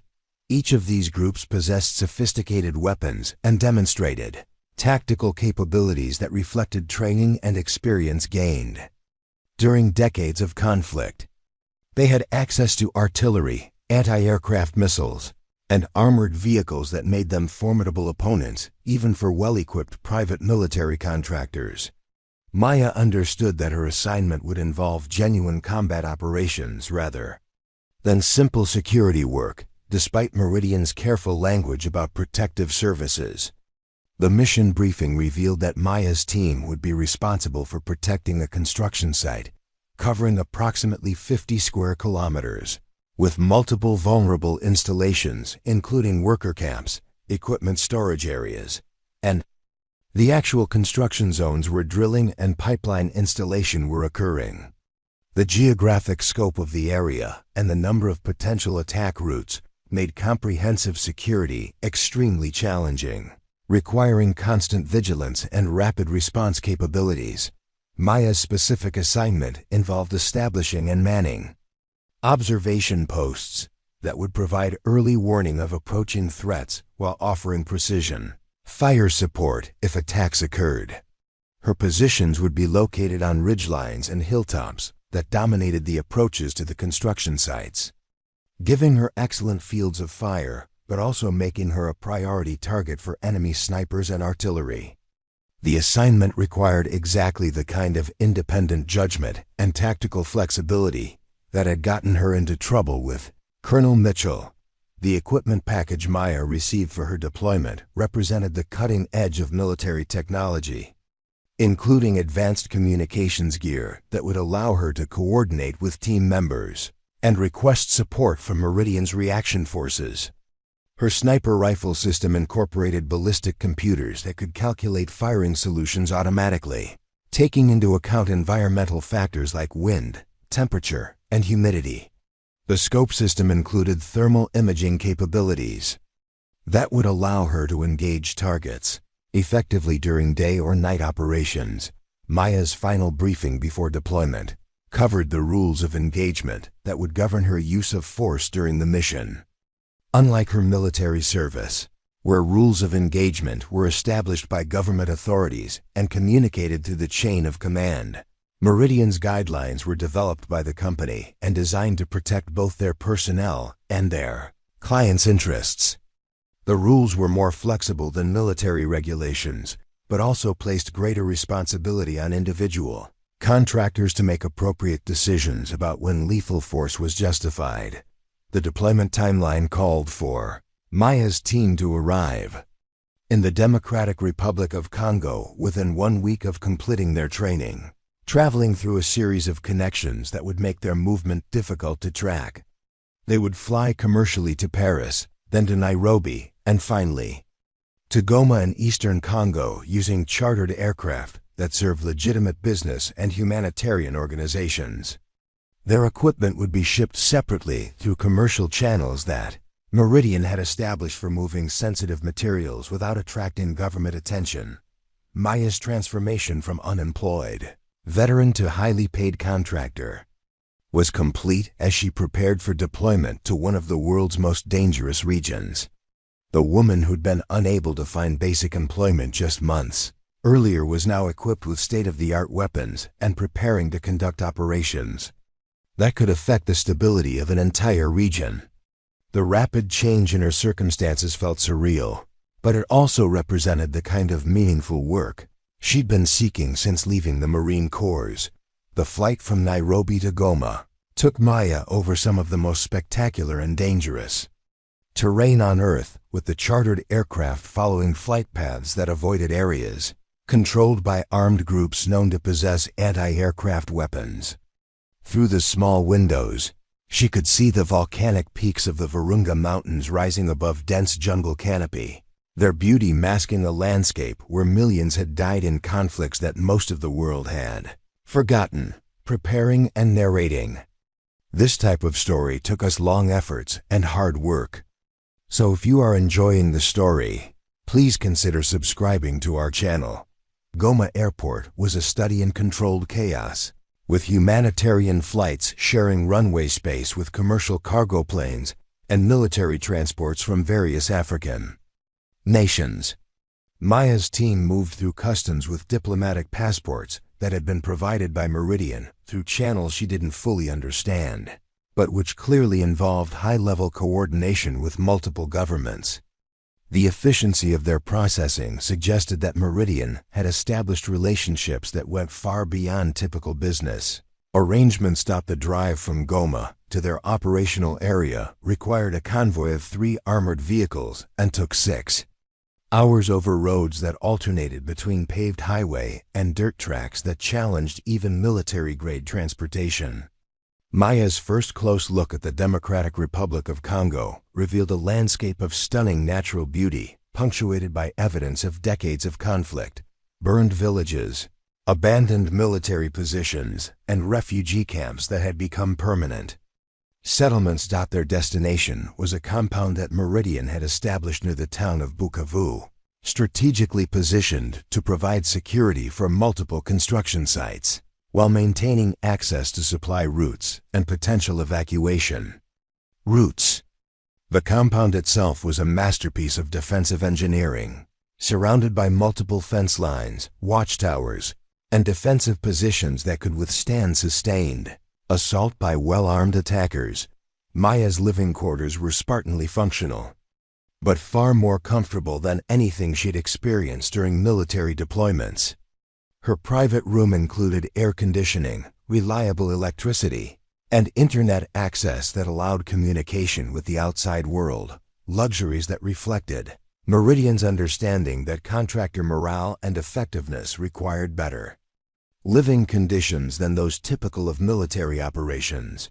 The briefing room where Maya received her final operational orders was equipped with satellite communications gear, digital mapping systems, and intelligence displays that provided real-time information about armed group movements throughout the region. The sophistication of Meridian's intelligence capabilities rivaled those of government agencies, suggesting either extensive cooperation with official intelligence services or the company's own substantial collection capabilities. Michael Chen, Meridian's Regional Operations Director, conducted Maya's final briefing with the matter-of-fact professionalism of someone who'd spent years managing dangerous operations in unstable regions. His explanation of the current tactical situation revealed threats that were more complex and immediate than Maya had understood from her training briefings in Virginia. The water infrastructure project was ahead of schedule and attracting increasing attention from armed groups who viewed its success as a threat to their control over local populations.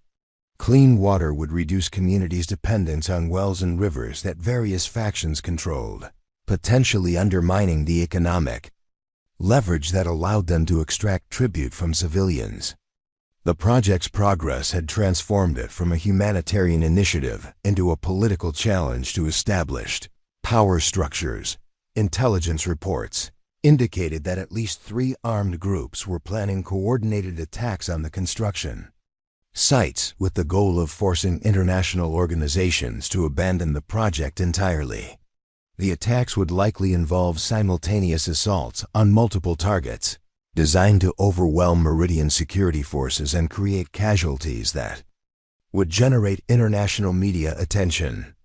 Success would demonstrate the armed groups' power while discouraging future development projects. Maya's assignment involved establishing an observation post on Hill 247, a strategic position that dominated the approaches to the project's main construction site. The hill provided excellent visibility for miles in every direction, but it was also isolated and vulnerable to attack by forces that could approach from multiple directions. Her position would serve as both early warning system and precision fire support for the main compound, but it would also make her a priority target for enemy snipers and artillery.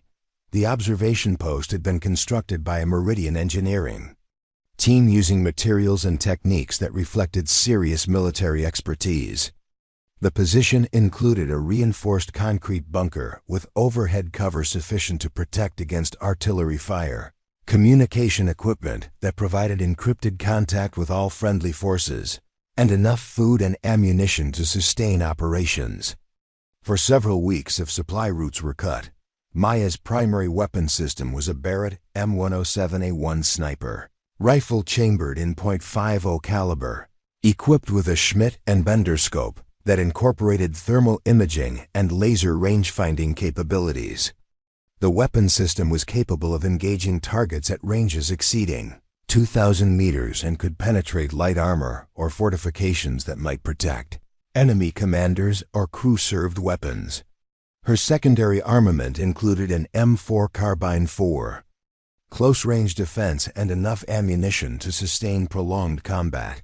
The intelligence package Maya received included detailed files on known enemy commanders, their tactical methods, and their likely courses of action if they decided to attack the construction sites.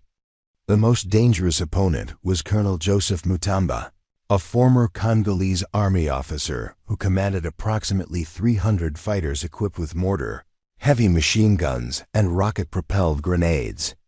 Mutamba had a reputation for tactical sophistication and ruthless treatment of prisoners that made him a formidable adversary. Maya's team for the Hill 247 position included David Kim, the signals intelligence specialist who would monitor enemy communications, and Amanda Foster, the combat medic, who could provide medical support if they sustained casualties. The small team size reflected Meridian's assessment that the position was primarily an observation and fire support mission rather than a location expected to face direct assault. But Maya understood that this assessment could prove incorrect. If enemy tactics exceeded expectations, the helicopter flight to Hill 247 provided Maya with her first comprehensive view of the terrain she'd be operating in, revealing a landscape of dense jungle broken by rivers, roads, and clearings that could conceal enemy movement until attackers were within close range of their targets. The construction sites were clearly visible as areas of industrial activity surrounded by defensive positions, but Maya could also identify numerous locations where enemy forces could establish firing positions or stage attacks. Hill 247 itself was a rocky prominence that rose approximately 400 meters above the surrounding terrain. covered with scattered trees that provided concealment for the observation post while allowing clear fields of fire toward potential enemy approach routes. Maya's tactical assessment confirmed that the position offered excellent defensive advantages, but would be extremely difficult to evacuate if it came under sustained attack. Maya's first week at the observation post established the routine that would define her deployment: systematic surveillance of assigned sectors, regular communication with other friendly positions, and constant analysis of intelligence reports about enemy activities. The work required the kind of patience and attention to detail that Maya had developed during her military service, but it also provided the intellectual challenge and sense of purpose that had been missing from her civilian employment. The intelligence picture that emerged during Maya's first month revealed increasing enemy activity that suggested preparation for major operations against the construction sites. David Kim's monitoring of radio communications detected planning discussions among various armed groups, while drone surveillance identified the movement of weapons and personnel toward positions that could threaten the water project. The evidence painted a picture of coordinated preparation for attacks that would likely occur within weeks. Maya's daily reports documented the gradual increase in enemy reconnaissance activities, with hostile observers appearing regularly on ridgelines and hilltops that provided good observation of friendly positions. The pattern suggested systematic intelligence gathering rather than random surveillance, indicating that enemy commanders were developing detailed plans for attacking specific targets rather than conducting opportunistic raids. The first indication of imminent attack came when Maya observed a group of approximately 30 armed men conducting what appeared to be a rehearsal of assault tactics in a valley, approximately 5 kilometers from the main construction site. The exercise included coordinated movement by multiple teams, simulated artillery support, and practice with radio communications that suggested a level of organization and training that exceeded typical militia capabilities. Maya's report of the rehearsal triggered increased security measures throughout the project area, with Meridian's reaction forces moving to forward positions and additional surveillance assets being deployed to monitor enemy activities. The intelligence confirmed that Colonel Mutamba was personally directing the preparations, indicating that the planned attacks would represent a serious test of Meridian's defensive capabilities. The attack began at 0437 on a Tuesday morning with coordinated mortar strikes against the main construction compound and 2 smaller work sites located along the pipeline route. Maya's observation post provided an excellent view of the bombardment, allowing her to identify the enemy firing positions and begin engaging them with precision rifle fire even as the mortar continued to fall on friendly positions. Maya's first shot eliminated a mortar crew chief who was directing fire against the main compound, causing the mortar fire to become less accurate as the crew struggled to continue operations without experienced leadership. Her second and third shots disabled 2 additional mortar positions, significantly reducing the intensity of the bombardment and allowing friendly forces to begin organizing their defensive response. The mortar attack was followed by coordinated ground assaults against all 3 construction sites, with approximately 200 enemy fighters advancing in tactical formations that demonstrated extensive training and preparation. Maya could see the attacks developing through her scope, allowing her to provide early warning to friendly forces while identifying priority targets for precision engagement. The assault on the main compound involved approximately 80 fighters, advancing in 3 separate columns, using cover and concealment techniques that reflected professional military training rather than typical militia tactics. Maya began engaging the assault leaders, using her elevated position and superior optics to identify and eliminate commanders and key weapons operators before they could coordinate effective attacks against the defensive positions. Maya's engagement of enemy forces during the first hour of the attack demonstrated the effectiveness of well-positioned sniper support in defensive operations. Her precision fire disrupted enemy command and control, eliminated crew-served weapons that posed the greatest threat to friendly positions, and forced attacking forces to take cover rather than maintaining aggressive forward movement. The psychological impact of accurate long-range fire was as important as the physical casualties she inflicted. The attack on Maya's own position came during the second hour of the overall assault, when a force of approximately 40 fighters began advancing up the slopes of Hill 247 using small unit tactics that suggested they understood the importance of eliminating the observation post. Maya found herself facing a direct assault while still trying to provide fire support for the embattled construction sites, creating exactly the kind of complex tactical situation that required independent judgment and rapid decision-making.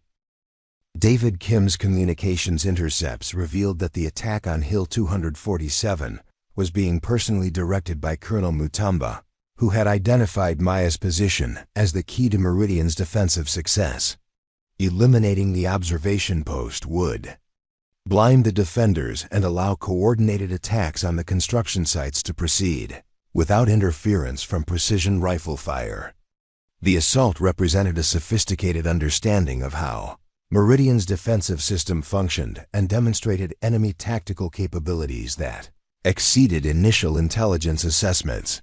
Maya's defense of Hill 247 required her to transition rapidly between long-range precision fire against distant targets and close-range defensive fire against enemies who were approaching her position directly. The tactical challenge was complicated by her responsibility to continue providing overwatch for the main compound while defending her own position against increasingly determined attacks. The fighting lasted 6 hours and involved some of the most intense combat Maya had experienced during her military career. By the time enemy forces finally withdrew, she had fired over 200 rounds from her sniper rifle and expended most of her carbine ammunition in close-range defensive fire. The observation post had sustained damage from mortar fire and rocket-propelled grenades, but Maya's team had held their position and continued providing fire support throughout the engagement. The aftermath of the attack revealed that Maya's precision fire had been decisive in repelling the coordinated assault on all 3 construction sites. Her elimination of enemy commanders and key weapons had disrupted the attack sufficiently to allow Meridian's defensive forces to maintain their positions and inflict casualties that forced the enemy to withdraw. The water project would continue, and Maya had proven that her tactical skills were as effective in private contracting as they had been in military service. The victory celebration at the Meridian compound that evening felt surreal to Maya as she cleaned her weapons and reviewed the day's tactical performance. The successful defense of all 3 construction sites had saved the water project and demonstrated Meridian's capabilities to both their clients and potential adversaries. But Maya couldn't shake the feeling that something about the entire engagement had been orchestrated rather than genuinely threatening. Michael Chen's congratulations were effusive and specific, praising Maya's tactical decision-making and precision fire that had eliminated 17 confirmed enemy casualties, including 3 senior commanders. The intelligence reports indicated that Colonel Mutamba's forces had suffered their worst defeat in years, with casualties that would require months to replace and a loss of prestige that might permanently damage his ability to command other armed groups in the region. Maya's after-action report documented the engagement with the kind of precise detail that military professionals expected, but writing it forced her to confront several inconsistencies that had bothered her during the fighting. The enemy attack had been sophisticated and well coordinated, yet their intelligence about Meridian's defensive positions had been incomplete in ways that seemed almost deliberate. Critical vulnerabilities had been left unexploited, and withdrawal procedures had been too orderly for forces that had supposedly suffered devastating defeats. David Kim's communications intercepts from the battle revealed another troubling pattern. Enemy radio traffic had been unusually clear and detailed, almost as if the various commanders wanted their discussions to be monitored and understood. Professional military forces typically maintained strict communication security during operations, yet Mutamba's fighters had broadcast tactical information with a clarity that had allowed Maya's team to predict their movements and respond effectively. The timeline of the attack also struck Maya as peculiar when she reviewed it systematically. The initial mortar bombardment had lasted exactly long enough to cause visible damage and create dramatic footage for news organizations, but not long enough to inflict serious casualties or structural damage that would force project suspension. The ground assaults had been aggressive enough to appear dangerous, but had been conducted with tactical restraint that prevented them from achieving objectives that were clearly within their capabilities. Maya's suspicions were reinforced when she learned that international news organizations had been positioned to cover the attack with a promptness that suggested advance warning. CNN, BBC, and Al Jazeera had all broadcast footage of the battle within hours of its conclusion, complete with commentary about the heroic defense of humanitarian workers against terrorist attacks. The media coverage portrayed Meridian's contractors as selfless protectors of innocent civilians rather than highly paid mercenaries defending corporate interests. The media narrative was particularly favorable to Maya personally, with several news outlets describing her as a decorated veteran who had single-handedly repelled a terrorist assault while protecting water infrastructure for African communities. The coverage made no mention of her controversial departure from the Marine Corps or her previous unemployment, instead presenting her as an example of American military expertise being used for humanitarian purposes. Maya's growing concerns about the authenticity of the attack were complicated by the undeniable reality that she had killed 17 people during the engagement. Regardless of whether the tactical situation had been manipulated or orchestrated, the enemies she had eliminated were real human beings who had died from her precision rifle fire. The moral weight of those deaths was the same whether they had been killed during a genuine terrorist attack or an elaborate training exercise disguised as combat. The intelligence briefings following the attack revealed information that should have been reassuring, but instead deepened Maya's suspicions about Meridian's operations. Satellite imagery showed that Colonel Mutamba's forces had withdrawn to positions that were well within range of follow-up attacks, yet no pursuit operations were being planned. Enemy casualties were being treated at medical facilities that were easily identifiable and vulnerable to airstrikes.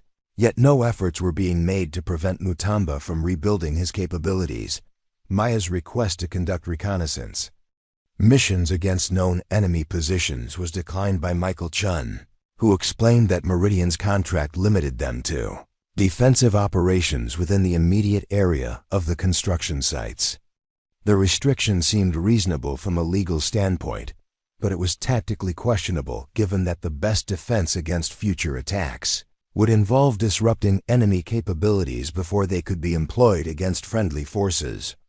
The arrival of additional Meridian contractors following the attack suggested that the company had anticipated the need for reinforcements with unusual precision.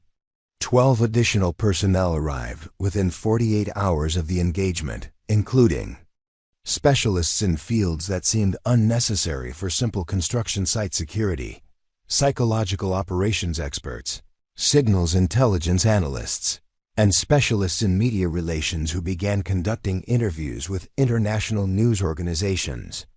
Maya's introduction to the psychological operations team revealed another aspect of Meridian's capabilities that hadn't been discussed during her training in Virginia. Captain Lisa Morrison was a former Army psychological operations officer, now worked for Meridian developing narrative strategies that helped their clients achieve political objectives in addition to tactical success. Her job involved shaping media coverage and public opinion to support Meridian's operations and their clients' broader goals. Captain Morrison's explanation of her work was couched in language about strategic communications and information operations But Maya understood that psychological operations involved deliberate manipulation of truth to achieve specific political outcomes. The favorable media coverage of the recent attack wasn't accidental, but the result of carefully crafted messaging designed to portray Meridian's activities in terms that would generate public support for continued operations. The signal's intelligence team that had arrived with the reinforcements included equipment and capabilities that far exceeded anything Maya had seen during her military service. Their analysis of enemy communications revealed patterns of coordination between various armed groups that suggested a level of organization and planning that intelligence reports had not previously identified. Maya began to wonder whether Meridian's intelligence about enemy capabilities had been deliberately incomplete rather than simply inaccurate. Maya's access to classified intelligence increased following her successful defense of Hill 247, but the additional information raised more questions than it answered. The water infrastructure project was apparently part of a broader international development initiative that included mining operations, telecommunications infrastructure, and transportation networks that would transform the economic development of Eastern Congo. The scope and scale of the overall project suggested strategic implications that went far beyond humanitarian water provision. The mining operations were particularly interesting because they involved extraction of rare earth minerals that were essential for electronics manufacturing and military applications. Control of these resources had geopolitical implications that extended to competition between the United States, China, and European nations for access to materials that were critical for technological and military superiority. Maya realized that her assignment might involve protecting economic interests that were far more significant than she had understood. The revelation that Meridian's clients included not only humanitarian organizations but also multinational corporations with substantial mining interests complicated Maya's understanding of her role and responsibilities.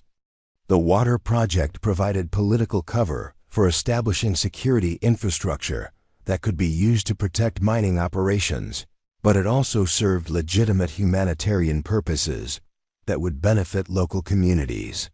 The moral complexity of the situation reflected the kind of ambiguous circumstances that characterized modern conflict. Maya's conversation with Amanda Foster revealed that other team members were also questioning aspects of their mission that didn't align with their initial briefings. Amanda had noticed that medical supplies being delivered to the compound included items that were unnecessary for treating combat casualties, but would be useful for treating civilian populations affected by mining operations. David Kim had observed that communications equipment being installed exceeded the requirements for construction site security, but would be appropriate for coordinating large-scale industrial operations. The pattern that emerged from these observations suggested that Meridian was establishing infrastructure for operations that were broader and more complex than simple security contracting. Maya began to suspect that the water project was the initial phase of a development program that would eventually include mining, transportation, and telecommunications projects that would require permanent security presence and substantial military capabilities. Maya's tactical analysis of the recent attack revealed additional inconsistencies that supported her suspicions about the authenticity of the engagement.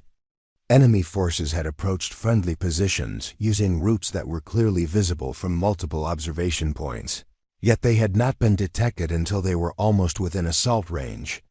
Professional military forces conducting genuine attacks would have used concealment and deception to achieve surprise. Yet Mutamba's fighters had moved with a visibility that almost guaranteed early detection. The weapons and equipment that enemy forces had employed during the attack were also inconsistent with intelligence reports about their capabilities. They had used mortar and rocket-propelled grenades effectively, suggesting extensive training and experience, but they had failed to employ more sophisticated weapons that intelligence reports indicated were available to them. Anti-aircraft missiles that could have prevented helicopter support for the defenders were never used.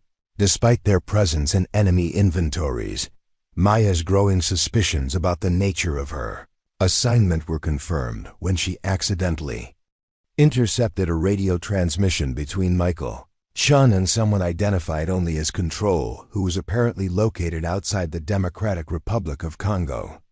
The transmission included references to scenario completion and media timeline that suggested the recent attack had been part of a planned sequence of events rather than an enemy initiative that Meridian had successfully defended against. Implications of what Maya had overheard were staggering.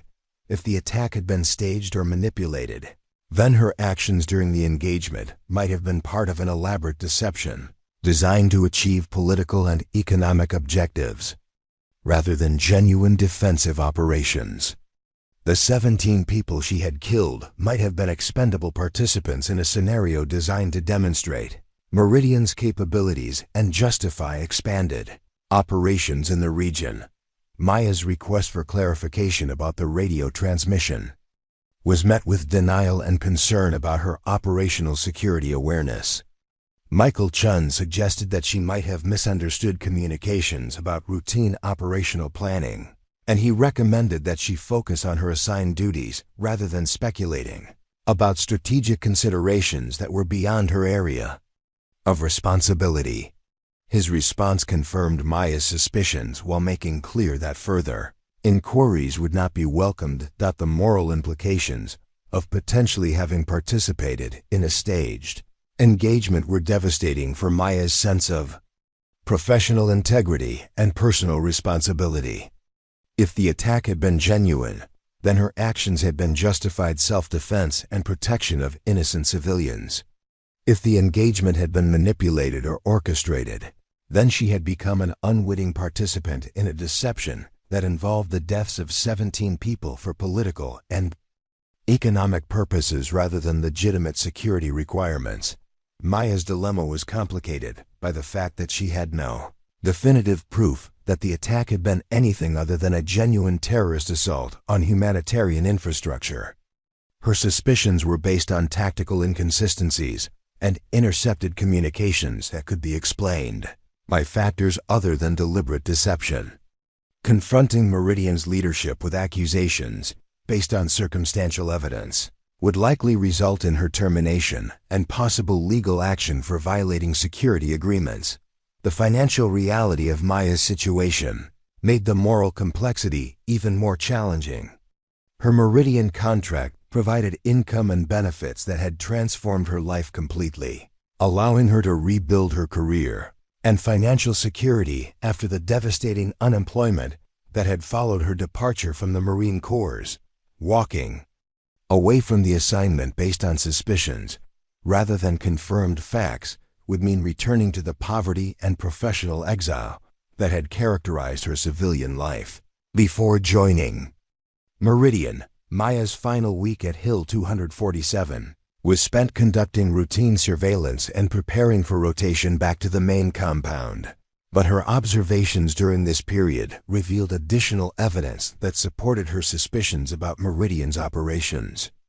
Construction activities had expanded to include infrastructure that seemed unnecessary for water project requirements, helicopter landing pads that could accommodate military aircraft, communications towers that exceeded humanitarian organization needs, and storage facilities that were designed for materials other than construction equipment. The intelligence reports Maya received during her final week documented the complete withdrawal of enemy forces from the region, with Colonel Mutamba's fighters apparently abandoning their traditional territory and moving to areas far from the construction sites.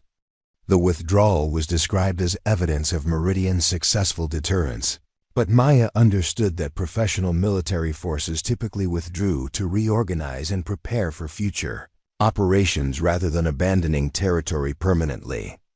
After single defeats, Maya's replacement at Hill 247 was Jennifer Park, the Air Force intelligence specialist who had completed training with Maya's group in Virginia. Jennifer's briefing on the current tactical situation revealed that she had been given information that differed significantly from Maya's understanding of recent events.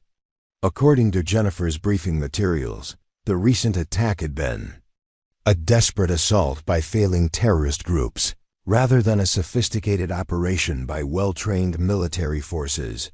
The discrepancies between Maya's first-hand experience and the official narrative being provided to incoming personnel suggested that Meridian was actively managing information to ensure that different team members had different understandings of their operations. Maya realized that her growing awareness of these inconsistencies might make her a liability to Meridian's operational security, particularly if she continued to ask questions about aspects of the mission that didn't align with official explanations. Maya's decision crystallized when she discovered files on Michael Chun's computer during a routine equipment check. The documents revealed that the entire water project was a front for establishing mining operations, and the terrorist attacks were staged performances using actors and special effects to justify Meridian's permanent presence in the region. The 17 people she'd killed weren't terrorists.